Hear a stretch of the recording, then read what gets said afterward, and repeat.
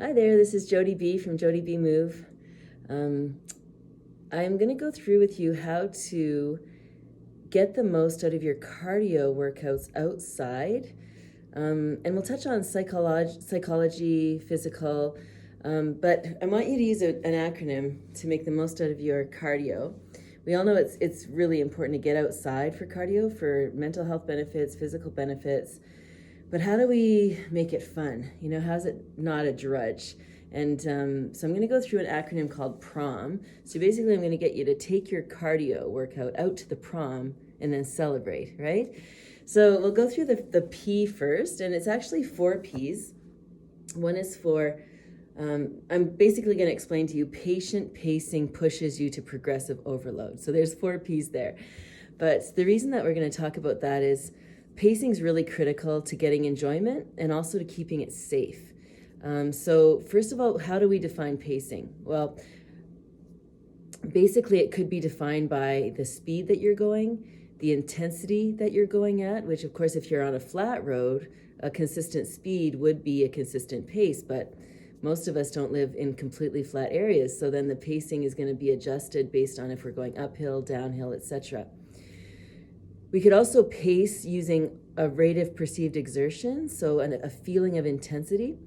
And so that would be basically a 0 to 10 scale is a modified Borg scale. And that is basically, where 0 to 1 is really no effort at all. 2 to 4 is just getting going, maybe a nice steady walk. 5 to 6 is where you're starting to feel comfortably uncomfortable. And then we got into, get into those higher levels, 7, 8, 9, where you're really pushing. So you can pace using rate of perceived exertion as well, which I really personally really love because it allows you to listen to your body.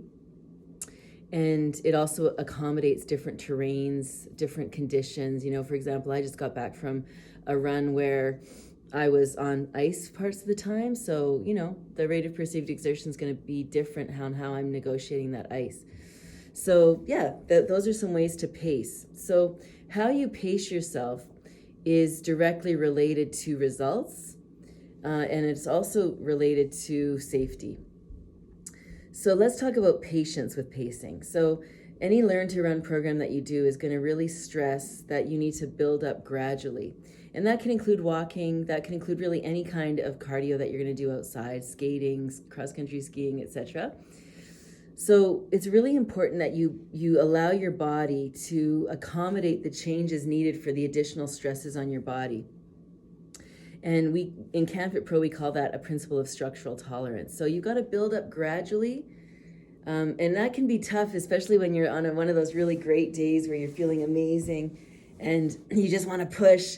But that could end up leading to injury, and then you backpedal, right? Or you have to stop exercising for a while. So patience with your pacing. So the other P is pushing.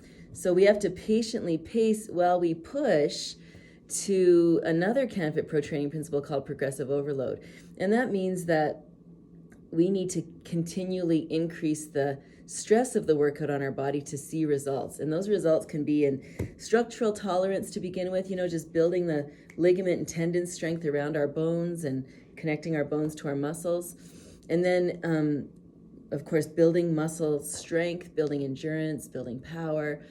And so we got to keep, and of course, cardiorespiratory capacity as well. So our cardiovascular health, our heart health, the amount of red blood cells, mitochondria. There's just so many reactions our body has when we push. So it is important to get uncomfortable once we've built that structural tolerance.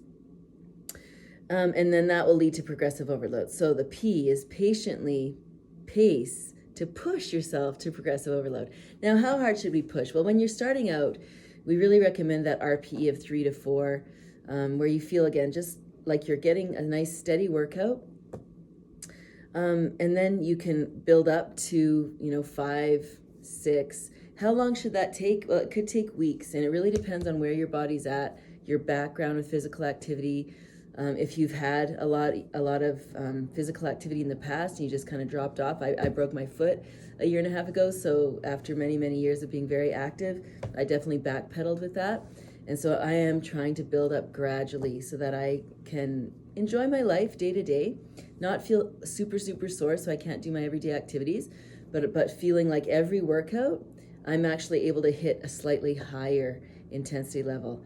Against emphasis on slight. So it can be helpful to track your workouts in an app, so that you can see that progress, and also make note of, maybe you didn't sleep well, maybe you have an extra amount of stress in your life right now. So we have to take that holistic approach and give yourself the pace that's appropriate for that day.